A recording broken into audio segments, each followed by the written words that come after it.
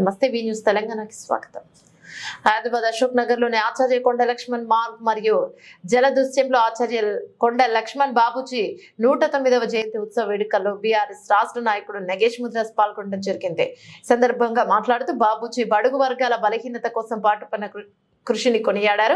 కొండ లక్ష్మణ్ బాబూజీ జీవిత చరిత్రను రాబోయే తరాలకు అందించే విధంగా అన్ని పాఠ్యపుస్తకాలలో చేర్చాలని, బాబూజీ జీవితం మీద పరిశోధన నిర్వహించి ఆయన యొక్క జీవిత చరిత్రను రికార్డు చేసి భద్రపరచాలని కోరారు.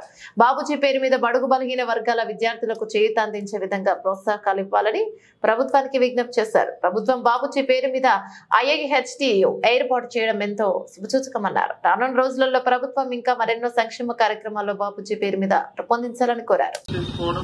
అందరికీ కరువుల పండుగగా ఉంది. ఒక కోరిక తీరింది, ఇంకొక కోరిక మాత్రం అలాగే ఉంది.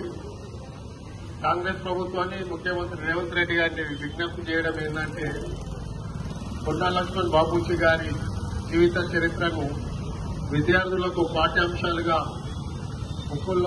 పాఠ్య పుస్తకాలలో పొందుపరచాలని ఈ సందర్భంగా ముఖ్యమంత్రి గారిని కోరుకుంటున్నాము. ముఖ్యంగా ఏదైతే గత ప్రభుత్వము చేనేత కార్మికులకు బతుకమ్మ చీరలు నేర్చిన నేత కార్మికులకు ఎలక్షన్ కోడ్ వల్ల కొంచెం వాళ్ళకి ఇచ్చే ప్రోత్సాహకాలు కానీ వాళ్ళ బిల్స్ కానీ ఆగిపోయినాయి. కాబట్టి ఈ రోజు వరకు కూడా అవి ఇంకా రిలీజ్ కాలేదు. కావున ముఖ్యమంత్రి గారిని విజ్ఞప్తి చేస్తున్నాం.